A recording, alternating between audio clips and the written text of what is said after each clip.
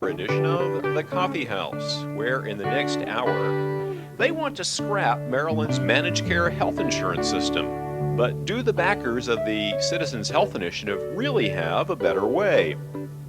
The HPV virus. It causes cervical cancer and maybe prostate cancer and pregnancy loss.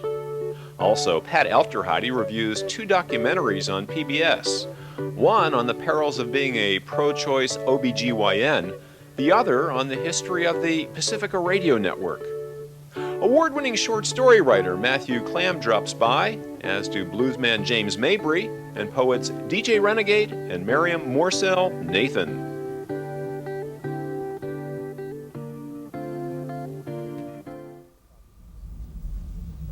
Hi, and welcome to the Forum at the Coffee House. It's a presidential election year, and the country's experiment with a managed care health insurance system is back on the examining table.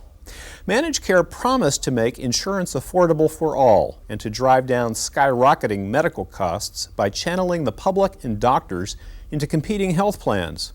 But the candidates this year seem to agree. The managed care patient is in the sickbed. Their plans differ in key details, but they all claim to support a patient's Bill of Rights, expanded prescription drug benefits for seniors, and insurance coverage for more Americans, especially kids. Neither George Bush nor Al Gore is talking about scrapping the managed care system, but some physicians and healthcare professionals are. In Maryland, they're backing the Citizens Health Initiative, and they're armed with a recent study finding that variance on a single-payer insurance system, funded primarily by a payroll tax on employers, would not only cover the 750,000 plus Marylanders who now lack health insurance, it would also cut health care costs for most families with incomes under $100,000. Hal Wallach is a health policy analyst and a former staff member at the Government Accounting Office. He supports the Citizens Health Initiative, and he's here to tell why. Welcome to the Coffee House. Thank you. It's a pleasure to be here. Your group, the Maryland Citizens Health Initiative, commissioned the study that found that a single-payer plan or a variant on that could cover all Marylanders and cut health care costs. Who exactly are the uninsured right now? The uninsured largely are folks who are working. Families, 80% of them have at least one worker in the family. 1/4 of them are children. How could a universal health care plan actually save money? We're talking about covering more people. How would it cost less money overall to provide coverage for everybody? Well, right now our system is expending 20 to 30 cents on the healthcare dollar for overhead. And overhead being what? Marketing, administrative costs, extraordinarily high salaries for CEOs and such. CEOs of? The managed care companies. Okay. The country switched over to a managed care system a number of years ago, largely switched over from a fee-for-service type system because the fee-for-service system was proving to be too expensive for individuals and too expensive for employers. And now we have the managed care system, but surveys indicate that people are increasingly disenchanted with the managed care service that they're getting, the HMOs that they're in, for instance. Why do you think that is? The managed care approach came about by default in the it began earlier on, but it became a predominant force in the 90s. By default, the attempt was to try to rationalize the healthcare system. But it's been a dismal failure. It's failed in terms of access, it's failed in terms of controlling costs, and it's failed in terms of improving quality. In terms of access, between 1987 and 1998, the number of uninsured in the United States has grown from 32 million to 44 million. This in a time of supposed economic growth and low unemployment. It's counterintuitive. In terms of cost, for the last 2 or 3 years and going out to next year, the the premiums are increasing at a 10% rate or higher. In terms of quality, independent studies by the Institute of Medicine and the RAND Corporation indicate that there are very serious quality concerns in all medical settings, whether it's a hospital, a freestanding clinic, or physicians' offices.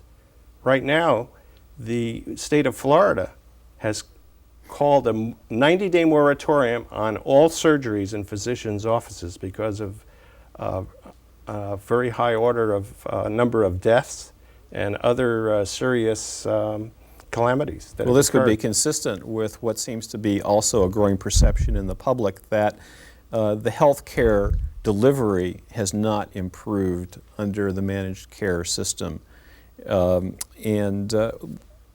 Let's assume for a second that those perceptions have some validity. How would the type of health care plan that the Citizens Health Initiative is proposing or will propose, how will that plan remedy those problems? The plan is just being initiated.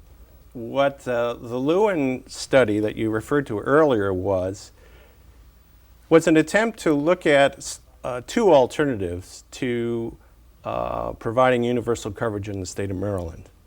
And both plans, one a strictly single payer, another a multi-payer system, which is sort of something like what we have now. Both of them are economically viable.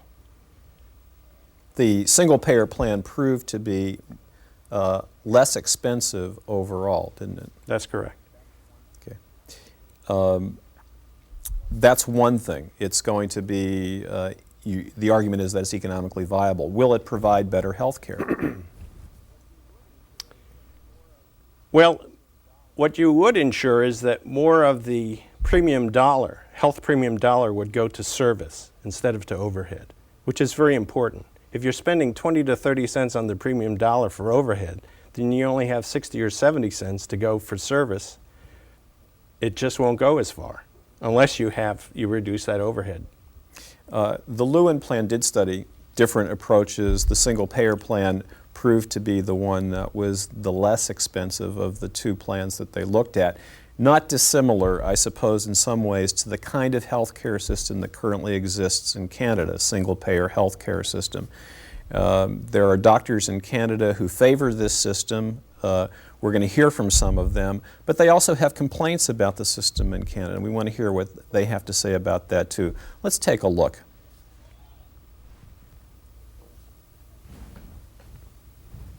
Patients have often to wait. A patient who has unstable angina, who comes to the hospital, has a diagnostic catheterization, may take 4 or 5 days to get that catheterization done even when they're in hospital.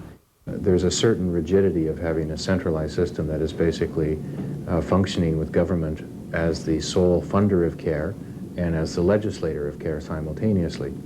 That can work to one's advantage, but obviously there are occasions where it's a disadvantage. In addition to that, I don't think there's any doubt that perhaps we have a greater tendency to queuing for services, but I think it's fair to say that anytime there's an emergency service required, it's provided. So there may be some inconvenience of waiting for some elective procedures. It's a little more difficult to introduce new technology into our healthcare system because of the budget restraints. Most non-allopathic services are not covered under our national health care system. In Ontario, chiropractic is partially covered. Optometry is partially covered.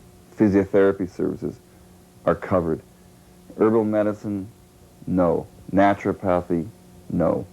Psychologists, no. Psychiatrists, yes. Family physicians who do psychotherapy, yes. But psychologists, no. And those are some of the failings, I suppose, but in my judgment, society has made a decision about what their priority is going to be if they're going to pay for an expensive social service. Do you care to comment on what these Canadian doctors were saying about their healthcare system and how it might apply in Maryland? Well, 3 comments. One, the Maryland Citizens Health Initiative at this point is not wedded to the single-payer system. We're looking for an approach, and we're in the process of developing a plan. We're using the best minds in Maryland, drawing upon the talents from Johns Hopkins and health programs, and also the law school from the University of Maryland. Secondly, there are all kinds of single-payer systems. There are systems in Germany and Great Britain and Canada that are quite different one from the other. Germany's is very decentralized. So there's a lot of diversity even amongst the single-payer systems. Mm-hmm. How realistic is it for one state in the United States to set on a path of providing universal health care, given the nature of a global economy, let alone the economies of scale of the healthcare system? Well, with gridlock in Washington, most folks, most citizens have turned to the governor and the state legislatures to have some positive movement on the health issues. And a number of governors and state legislatures have done a lot. Vermont, under the very positive leadership of Howard Dean, who happens to be a physician, when he got into office, he said, I'm going to concentrate and make healthcare a high priority, a very high priority for my administration. And in some of the New England states, they've been able to take politics out of the health issue. And they're working, both sides of the aisle are working together. And Vermont, through a series of important legislative and administrative activities, have reduced the number of children to the lowest level of any state in terms of uninsured. And they've done a lot of improvement all across the board in healthcare coverage. So we'll look to Vermont for a model, perhaps. Let me pose this hypothetical to you, and it is a hypothetical. Let's suppose that I am a paragon of virtue in terms of my own personal health. I exercise all the time, I eat well, I don't drink to excess, I don't smoke 3 packs of cigarettes a day. Let's say that you do all of these things. You smoke 3 packs of cigarettes a day, you eat high cholesterol food, you don't exercise, you drink too much. Under your plan, we're in the same insurance pool, right? And so, except for the fact that you might have to pay co-pays when you presumably will see the doctor more often than me or the hospital because you're not taking care of yourself, we're paying essentially the same amount of money for health care if our incomes are comparable. Aren't I, in effect, subsidizing your unhealthy lifestyle under that system?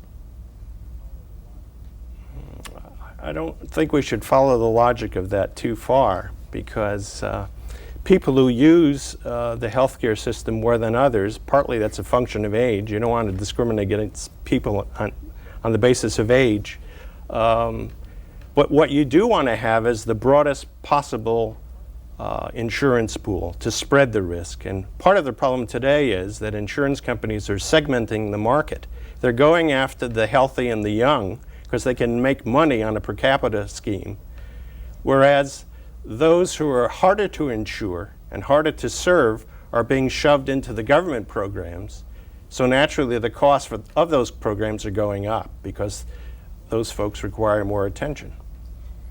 The goal is to broaden the insurance pool to the largest possible dimensions to spread the risk. That's the goal. And that's going to be the last word, too. Thanks to Hal Wallach for joining me in the coffee house. The Maryland Citizens Health Initiative plans to spend the next year fashioning a specific legislative package. It will be looking for your input and your support when it takes that package to the General Assembly in 2002. Think on it. Still ahead, the HPV virus and cervical cancer, award-winning short story writer Matthew Clam, poets DJ Renegade and Miriam Morcell Nathan, and bluesman James Mabry. But first,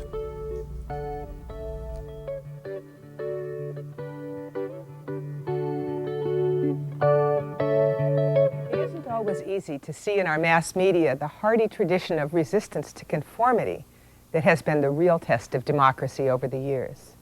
Some of that tradition is alive in the so-called alternative media. If you ever listen to public radio station WPFW, for instance, you've tuned into one alternative. And then you probably have heard about recent conflicts within Pacifica over who's in charge. That's why I was so interested to find a great show on public TV in September called KPFA on the Air. It's in the P.O.V. documentary series, and it'll be on both WIDA and Maryland Public Television. KPFA was the first Pacifica station, and it all started during World War II in a detention camp for conscientious objectors. Louis Hill defied expectations, even as a child. His parents had sent him to military boarding school, and he came out a pacifist. Now the government had sent him to a remote camp to silence him, and he began to think how he could bring pacifism to a mass audience. I remember Lou saying something like this: imagine that you have a friend and you disagree with that person on some red-hot issue, and instead of just hating each other, that you sit down and you listen to what they say, and then he listens. I mean, that was the spirit in which we thought, open it up to everybody. Let's get this all on the table now, you know, and we were going to do this through the radio station. Over time, Pacifica was a battleground both for the left and within the left. Pacifists, communists, new leftists, feminists, cultural and nationalists, and it goes on today. At the same time, Pacifica brought us live coverage of HUAC hearings, gavel-to-gavel coverage of the Iran-Contra hearings, Gulf War coverage, and it's still there, testing founder Lou Hill's proposition that you can have a media outlet that showcases dissent and survives. In another P.O.V. documentary in September called Live, Free, or Die, survival is also a big question, but in a different way. Wayne Goldner is the last gynecologist in his area of New Hampshire to practice abortions, and a nearby doctor who did the same had just been murdered. Here's a scene where Goldner's family has just gotten the news of the other doctor's death. You know, when a policeman gets up in the morning and goes to work, he can get killed, and you just don't think when a doctor gets up in the morning and goes to work, but he can get killed. But you have to take risks in life, and this is one that I feel very, very strongly about. When I trained to be an OBGYN, there was no question that this was part of an OBGYN's job. There was no question. There was not even a question about it. But I would quit the day any of you said to me, Dad, you got to quit. Want me to quit? No. I still can't tell him not to do it because it makes sense to me to do what's legal and to do what's right and to continue and I just, you know, I hope that if people realize that if they do talk out and do talk up and become as vocal as the hateful pro-life protesters, then maybe this, you know, situation wouldn't be and wouldn't happen to someone else. The documentary is also a riveting glimpse at local politics. There's a big fight at the Board of Education about whether the doctor should teach a sex education class to 8th graders. And there's another big fight around whether hospitals should merge, making the Catholic anti-abortion policy the rule at the only hospital around. It's not easy to take a stand, and it's not easy to make space in media for controversial points of view either. That's why big social experiments like Pacifica and public television and P.O.V. are worth our attention. Good luck and good viewing.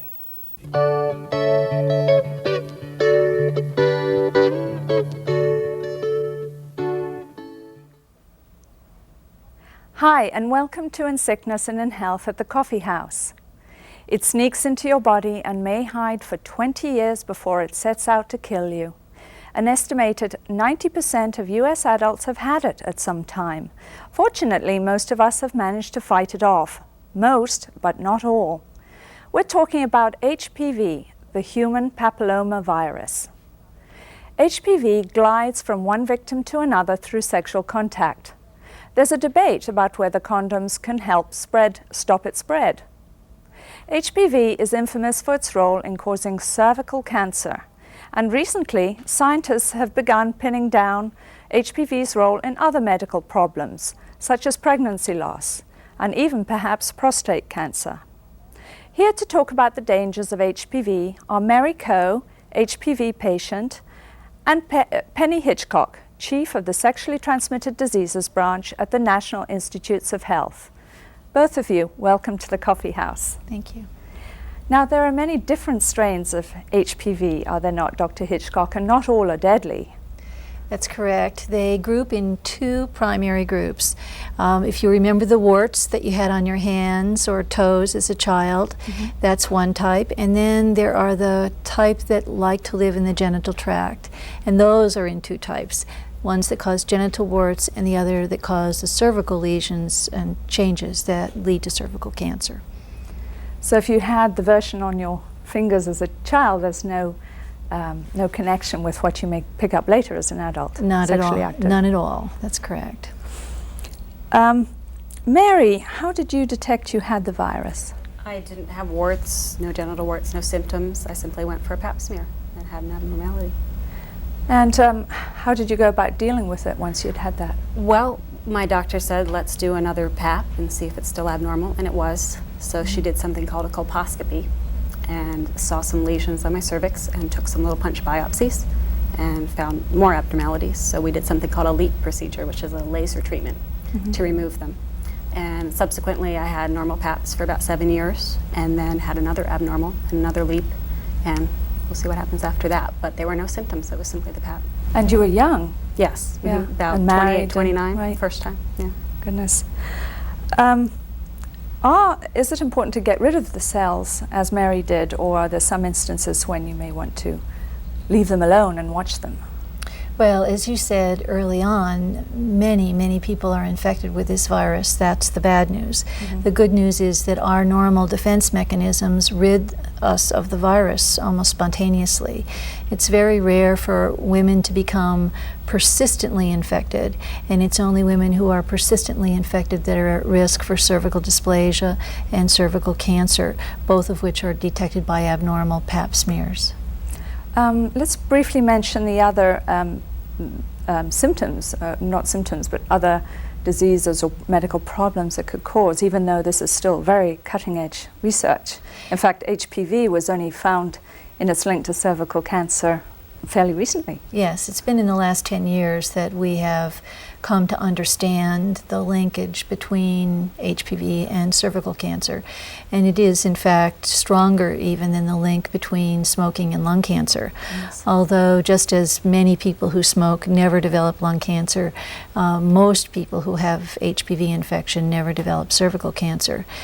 Researchers are looking at several forms of cancer, cancer of the esophagus, cancer of what are called head and neck tumors, which mean tumors in the mouth, the tonsils, as well as prostate cancer and possible links to human papillomavirus. And pregnancy difficulties as well? Again, there are two kinds of pregnancy difficulties. One that comes from an aggressive or invasive treatment of the cervical changes, where enough of the tissue is taken from the cervix so that it can't stay closed during pregnancy, and that will lead to a second trimester miscarriage.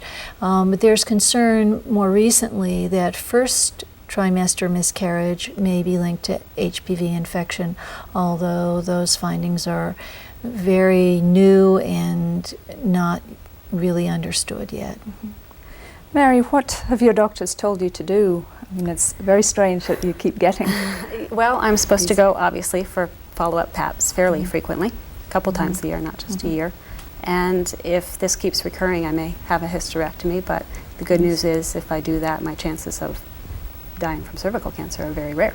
Right. So, good prognosis. Have you been given any advice about diet? Apparently there's some... well, just maintaining a healthy immune function might help fight things off. You don't smoke, so no, I don't smoke. Could you explain the role of smoking in this?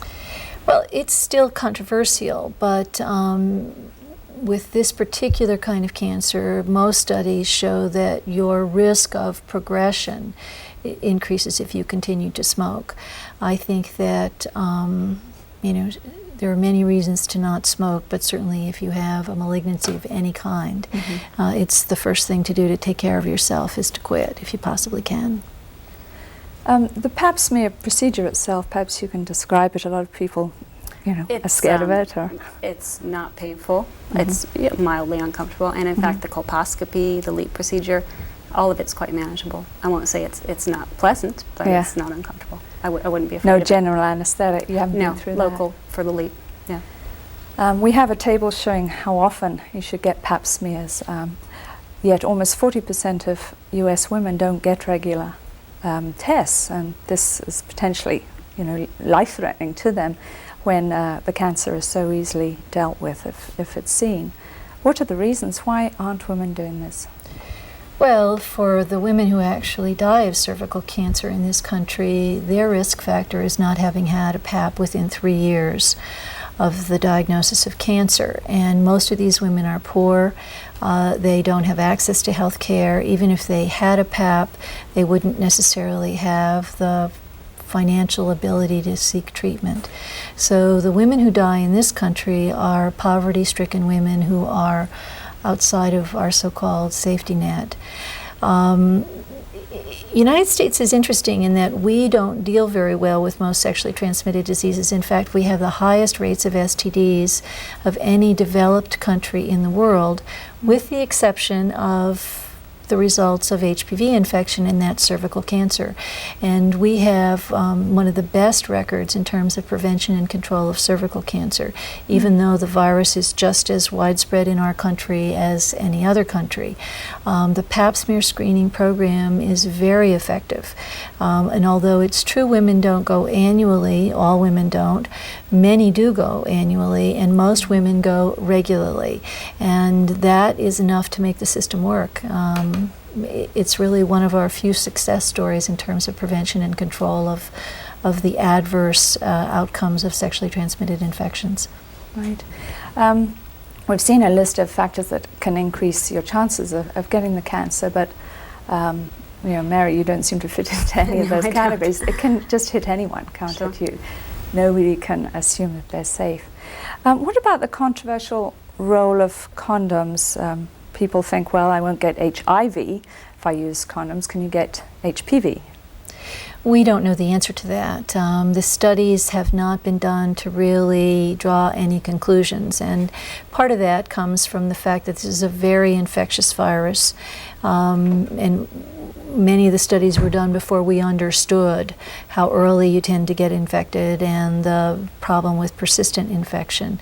There are trends in the literature that suggest that some of the bad outcomes, such as cervical cancer, there's a protective effect, but again, the studies are not strong enough to base any conclusions on them. I think that there are very good reasons for using a condom, but it certainly doesn't make sex risk-free, and I think you have to weigh that carefully. We tell young people these days that about the time you're ready to mingle your finances might be the time that you're ready to mingle your body fluids, and it sounds trivial, but in fact, we sort of have reversed that. Many people are very cautious about getting legally involved, financially involved, and yet our physical relationships precede that. And it may well be time to reconsider that. Okay. What about, there have been some stories of bad lab results, people suing labs here and there. What are your chances of catching the virus through your pap smear, or any precancerous cells from your pap smear test? Are labs reliable, or have they got a very high rate of catching it? You mean finding it, not catching the virus? No, catching what's wrong. Well, it's certainly true that any laboratory test can, at a given point in time, not be correct. But the way this disease is managed is you repeat the pap smear if it's abnormal, and you'll repeat it 1, 2, 3 times, and the chances of getting an incorrect result 3 times in a row is close to 0. And again, it goes back to the success story that we talked about earlier. The end result is this system works very well, and we have very few women dying of cervical cancer. One could argue that no women should be dying of it, given it's a preventable disease, but I think that's a health disparity issue that hopefully our Congress and our country is finally ready to address. Well, the system's obviously working for me. Yes, and your tests followed up the same Yes. result when you I'll had them, certainly so keep there's doing no PAPs. problem with Yeah. that. Is this, you say the pattern is better in the US than elsewhere. Is it largely a case of who can get tested in the pap smear? What's happening in other countries? And you were saying in the earlier when we spoke that the UK, the first recommended pap smear is at 30. That's correct. Europe and the UK don't begin pap smear screening till 30, and their success rate with prevention and control looks just like ours. So there are many ways to achieve this result, and what 30 is an indicator about the time when persistent infection is really a problem. The first 10 years or so, the body is likely to have resolved the infection spontaneously, and only women who are infected at that point or later in their lives are at risk for serious disease. In the developing world, unfortunately, we have very little option, both because of resources and infrastructure. We have very few options in terms of pap smear screening women, and about 250,000 women a year die of cervical cancer throughout the world. Yeah, that's a very big warning sign for people. So, well, unfortunately, we've run out of time. A very big thank you to you, Penny Hitchcock of the National Institutes of Health's STD branch, and Mary Coe, HPV patient, for sharing their knowledge about the human papilloma virus. I'm Cathy Kristiansen, and this has been In Sickness and in Health.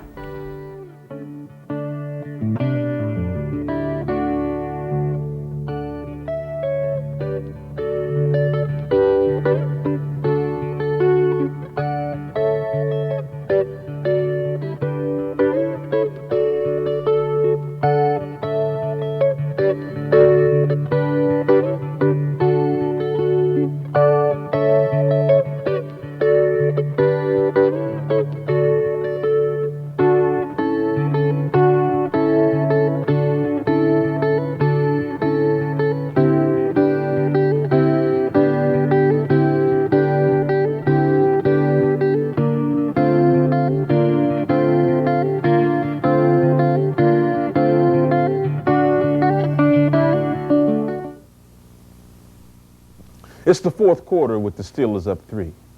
I'm chilling on the couch with my legs interlocked with Nina's, who's pouting in my favorite black Malcolm X t-shirt, which is a XX and fits her like a dress. I'm stroking her ankles and there's a timeout, so I push the mute button because the commercials are always too loud.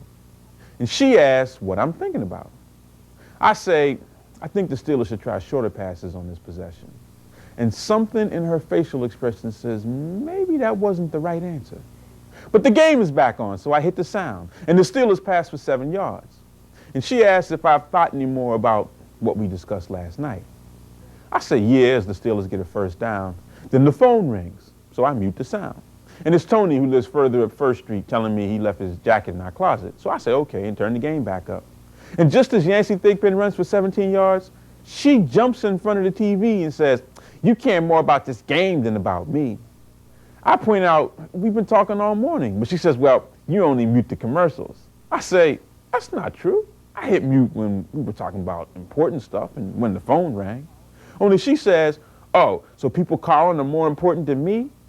I say, well, you can't hear if the sound's on. But she says, that's not the point, and you still haven't answered my question. I ask, which question are you talking about? She glares and says, you know which one. And now, I'm a blind man crossing a freeway. So I say, baby, nothing's more important than you, and get up to kiss her. But she backs away, and I notice she got 9 long fingernails. But the game is back on, so I grab the remote. And she says, I don't believe you picked that up. And I say, what? And she said, don't what me, and her neck is working way too hard. So I say, I was about to switch the station to figure skating on Channel 7, which I do, only Steven is showing a stock car race. She rolls her eyes and huffs out the room, her t-shirt trailing like a kite tail. I flip back to the game and try to remember what's in the freezer, because it's going to be me and the microwave tonight.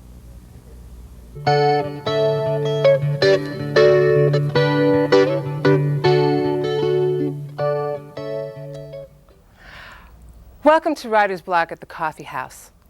The short story can be a trip on a roller coaster. You read it thinking you're in for a smooth ride, only to find yourself on the next page clinging for dear life. You weren't expecting all those sudden curves and spine-tingling drops. In Matthew Clam's collection, Sam the Cat and Other Stories, things can veer out of control. The characters start out smoothly. They're affluent and young and funny. But they go rip-roaring into uncharted territory. What was all sunny and bright can turn into darkness and doom. Matthew Clam has been a recipient of the O. Henry Award for Fiction. His nonfiction has appeared in Harper's, Allure, and the New York Times Magazine. He lives in Washington, D.C. Welcome, Matt, to the Coffee House. Thank you very much. You open this collection with a story called Sam the Cat. And Sam the Cat talks about how much he likes to be in love and the women he's loved before, and this fashion model who had this beautiful hair who then turned out to be bald. And he takes a liking to another, would you tell us, another lady? Well, he sees this beautiful creature across the room, and he fancies himself a kind of a ladies' man. And when he sees this beautiful creature across the room, of course, he wants to have her. And by the time he gets close enough to see who it is, it's a guy, a thin guy with long, shiny hair, and that's sort of where his troubles begin. And what does he do? Go on. Well, he can't help it. He falls in love, and he can't get the picture out of his head. And, and he tries, and his life takes a steep decline, and well, you know, nothing really happens, but a lot happens, I guess. Yeah. Well, it's sort of the glory of infatuation and the nightmare of infatuation, because you've got all the excitement, and then, oh my, you know, so it's just fun that way. Yeah, I mean, it's the glory and the nightmare, and I think it's also very typical of just kind of normal love in a way. You see people, and they're so beautiful, and then you find out that behind that beauty is there are many different mysteries. Some of them are good, some aren't. Right. You have a lot of stories about love here, and sex, and men and women. Yeah. You know, it's a recurring theme. Yeah. Yeah, I mean, it's the only good thing to write about, I think. Now I'm thinking of this book I'm in the middle of now, and I think, oh, geez, that's not enough of that in it. It's rotten. It's not going to be any good. But it is the major. I mean, if it's not love in a monogamous traditional affair, it's love between friends, which I got into a lot in one of the stories in the book. These two friends who are, you know, through no fault of their own, their paths diverged, and there is this great affection between friends. And you know, anybody who's older than 18 years old knows sometimes, you know, people change, and it's awful. I mean, it's awful in you know, a marriage, and it's awful in a friendship, and you know, all of a sudden they're voting for, you know, George W. or talking about it, and then where do you go? But that's the cool thing about your stories, is it starts off frothy and, you know, light, and then suddenly there's a turn, there's a change, there's a switch, there's a, oh, I love her to death, oh, I hate her and I want to kill her. Or would you read a little bit for us? Yeah. This is from a story called The Royal Palms. Last winter, we went on vacation to the Caribbean. When the plane landed, we were so exhausted we could barely lift our bags. We checked in at the hotel and got rid of the suitcases, and without unpacking went out the gate to look at the casino. A guard pointed us in the opposite direction from the beach, down a lonely dirt road, a 5-minute walk from the hotel gate. The casino was a small white stucco building with bars on the windows and a brown wooden sign. There were some German tourists in there, and I overheard a couple of Americans talking, but the rest of the faces in the room were either friendly employees or locals, whatever, black people, people from there. I played blackjack, and I was on a roll. Winning relaxes me. At some point in the night, I was up $2,000. Diane played the slot machines, going all night without a hit, waiting for me to finish. I cashed out because the place was closing. It was just after 1 in the morning. We were practically the last ones in there, definitely the last white ones in the place. They paid out my winnings, and I followed Diane to the door. I had a buzz on. I put the money in the belly of my shirt because I couldn't carry it all in my pockets. It was half the cost of the trip, although that wasn't an issue. 2 guys came out of the casino behind us, local guys, and we nodded to them and they went to their car. They pulled it around in our direction. Diane looked back and saw the car. She looked at me. There was that funny moment, and then she started running down the road. The car came up behind us. It took me a second to figure out what was going on. Diane had a 10 or 20 yard lead on me. She's a fast runner. She was a gymnast in high school. And I started running with all this goddamn money bouncing around, but I couldn't keep up. I was telling her to wait for me, yelling at her not to run, because it would only make things worse, incriminate us or attract their attention, although she did have a point. The car kept slowing down because the road was in terrible shape. I was running as fast as possible, Diane's white pants disappearing in the dark in front of me, the money bouncing around everywhere in my shirt. Lights from the hotel loomed in front of us now, the car bounding into those barrel-sized humps and potholes, its headlights leaping across us and up into the trees. I could hear the thumping of the engine. It was an old Jeep and it sounded like a washing machine, but the noise came both from right behind me and from far away, echoing through the woods. I was chugging now, gaining on Diane. I could see the hotel guard, asleep in his shack. We got to the gate and the guard sat up. The car pulled up alongside us and the two guys looked over at us and we looked at them. The guard had a shotgun. He went and spoke to the driver. Then they turned around and drove away.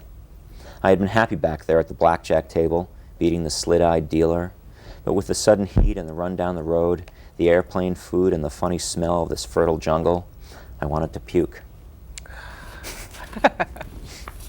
Also, that story, I mean, okay, you've got that incident, but you've got all these other things that have. And by the way, did you mean to play the whole thing with the palms and hands? And Yeah, I mean, were you yes. going for that? Kind of cheap little joke. Oh, I thought it worked. I enjoyed it. But in the Royal Palms, there are issues of money. There's this relationship. There are guys who live in the trees and sell pot, and just the whole thing of the foreign versus the moneyed guests and. I went to Club Med with my family when I was in high school, and I never forgot this really strange moment. We were leaving the resort. You're in the island of Dominican Republic. I mean, it's a really poor place, Yes. and there are guys guarding the beach with shotguns. I've been there. And the guy sitting next to me on the bus going back to the airport is wearing a gold Rolex. And a gold Rolex, for anybody who knows, is like 10 grand. Oh, I mean, yeah. And I was studying it because I was so swept up in those signs of wealth as an 18-year-old. And I just remember thinking that strange phenomenon of being on vacation in these places. And that story sort of was about those kind of things. But you've also got the question of were those guys even trying to rob? Right. You know, but the whole reaction of Right. you know, but Yeah, you do lock it so your well. doors. Yeah. You've also got a story in there about an abortion. Would you talk a little bit about that?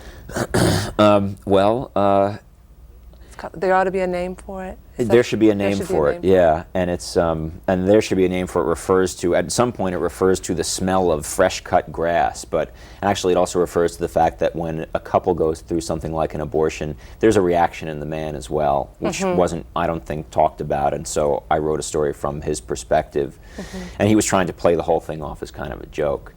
But it wasn't a joke. It was deeply affecting to both, whatever the word is. It affected both of them a lot. And the story starts with her cooking a chicken, a whole chicken from scratch. And he's looking at this chicken and he's sort of thinking that it's this little baby-sized thing. Right. And there's a little bit of that, you know, kind of device used in the story. But in the end, I think it does sort of talk about, you know, it's not, I mean, it's funny. Somebody once asked me, are you against, you know, a woman's right or whatever? I'm absolutely not at all. But I think it's stupid to say that you would go through something like that and it wouldn't change your life. Right. Yeah, I mean, it's, and we just have a few minutes left, but that's sexuality in your stories and the glory of it and the nightmare of it, you know, are everywhere. And it's also, it's not just men and women or infatuation, or it's also men and men too, and how men bond or how they don't. And lots of times there's a certain level of bonding around the women in their lives too, which, and again, you do it so that the story starts out very funny, and it's also the affluence, you know, the wealth, the accoutrements of privilege, and that becomes empty too in many of your stories. But somebody told me that this guy out in California who does a radio show said he thought I was the reincarnation of John O'Hara, which is very, very high compliment, and there's no way I would come anywhere near that. Uh-huh. But I do think that he sort of talks about the fact that there's this kind of cartoonish exuberance about affluence. And in America today, as Yes. when he first started writing, you know, I mean, we're so rich right now, and the aspirations of 17-year-olds are to be not just able, but, you know, just wicked rich. Right. And it just seems like there's a lot going on underneath there that's not about happiness and what money is supposed to bring. It's just silly to think it would, you know. Exactly. Well, and you illuminate that. I mean, it's the whole thing of, oh yeah, I've got everything, I've got nothing. Yeah. You know, it's just so. So I really was enjoying them, and we've just got a few seconds to say you're working on a novel now. Yeah. How's it coming? No, it's going okay. I don't know how to do it. So, and a friend who is an editor at a magazine said, you know, nobody knows how to do it, so don't worry. Even the ones who've done it a bunch of times. So that's sort of my guiding light right now. Will we see Sam the cat again ever? No, I don't. No, not really. I don't think so. Okay, that's good. Many thanks to short story writer Matthew Clam for joining me in the coffee house. You can sample his works in his collection, Sam the Cat and Other Stories. I'm Lisa Page, and this has been Writer's Block.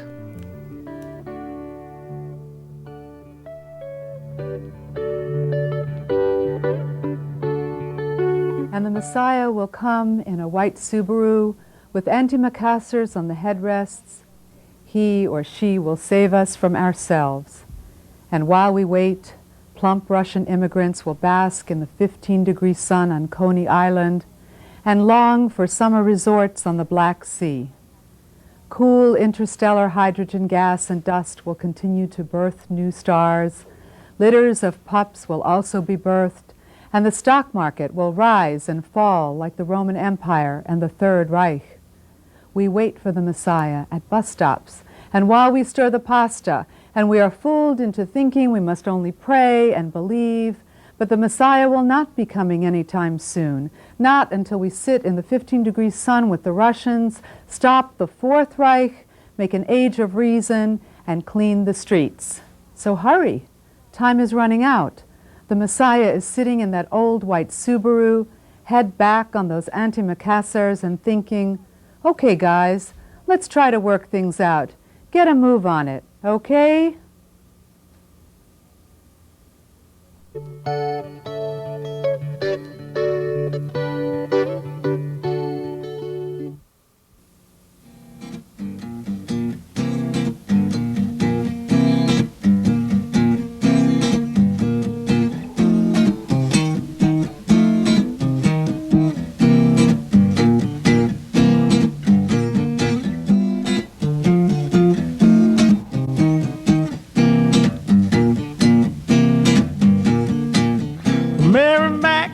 Dressed in black, silver buttons all down her back, high low, tips her toe. She broke a needle, now she can't sew. Walking a dog, just a walking. Now if you don't know how to do it, I'll tell you how to walk the dog. That's my mama for 15 cents. See the elephant jump the fence. Jumped so high, he touched the sky. He never came back until the 4th of July. Walking a dog, just a walking. Now if you don't know how to do it, I'll tell you how to walk the dog.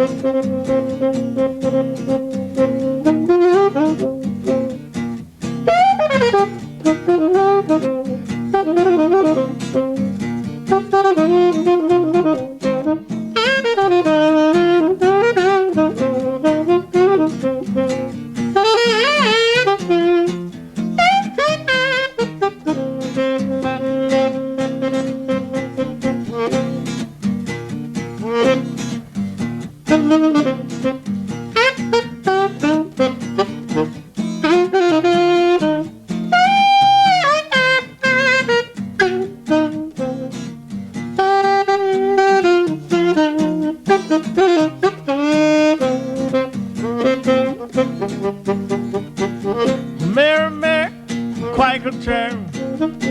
How does your God grow? You got silver button, darker shell, pretty maids all in a row, walking the dog. Just a walking. Now if you don't know how to do it, I tell you how to walk the dog. Whoa, whoa, walking the dog. Yeah, yeah, walking the dog. Now if you don't know how to do it, I'll tell you how to walk the dog. Now if you don't know how to do it, I'll tell you how to walk the dog.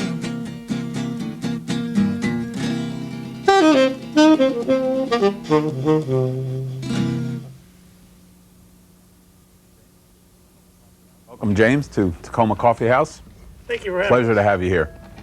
Now, I certainly recognize the tune there, but it seems like you slipped in some lyrics that don't normally appear in that song. That's correct. It's So- an old Rufus Thomas tune. Yeah? So a And little then creativity there of my own so I could claim it for myself. Yeah. I first saw you play at the Chesapeake Bay Blues Festival, and we were set up there with our booth, and someone said besides the main stage there was an acoustic stage. And I said, well, I wandered over the acoustic stage, and there you were, this big crowd of people. Very small sound system, I might add, considering that big system on the other stage, but you had the place rocking. It was Linwood Taylor and myself. Yes. Yeah, and then you told me about how you worked as a duo with Jacques Johnson here. Sax man. Sax man. And that's how you ended up being on this show. Do you do any original compositions, or? Right now I'm doing instrumentals, but I'm about ready to start writing lyrics. Yeah. I'm living the blues now, so. Yeah, yeah. How long have you lived in the Washington area? Over 20 years. Yeah. And how long have you been performing in the area? Over 20 years. Yeah, okay. Since I moved Always here, in yeah. some form of blues band. Well, not necessarily blues. I've okay. played some of everything, country, rock and roll, jazz, some of everything. Okay. Let's see, you have a CD out. It's called Blues Plus. Okay. Jack and I put that out together. Yeah. Well, I remember saying to you, hey, give me a copy of the CD, and it's a strong player. Thank you. It's really good. Got another tune for us? Certainly. What's it called? This was called Mystery Train, old Junior Parker tune. Yeah. Okay. Take us home. We'll take the train home.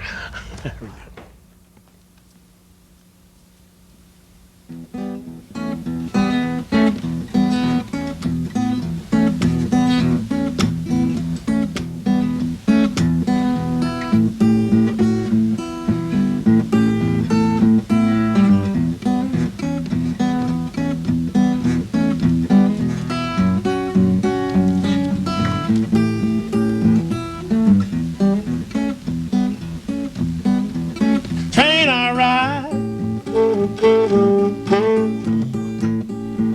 16 coaches long. Train I ride, 16 coaches long. And that long black train took my baby away from home. Train I ride, rolling down the line. Train I ride, rolling round the bend.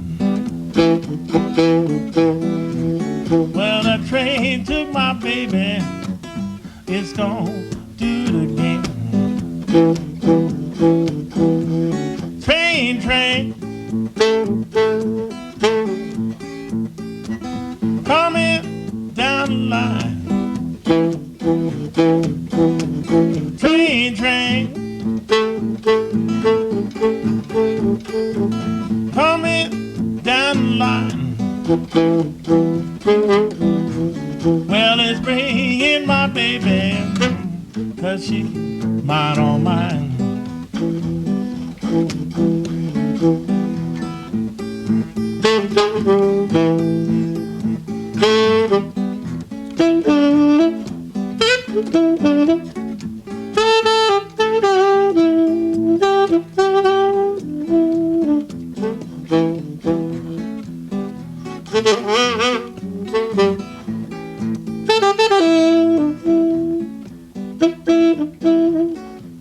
I ride,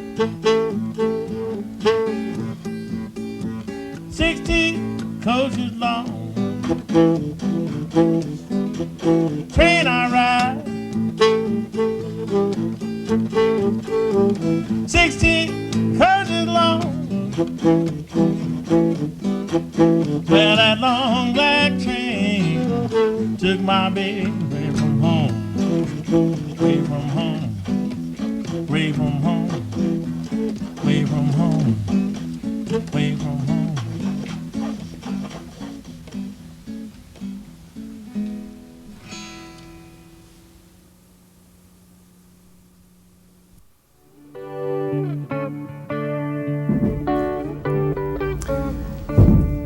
That's it for the September edition. See you next month in the Coffee House.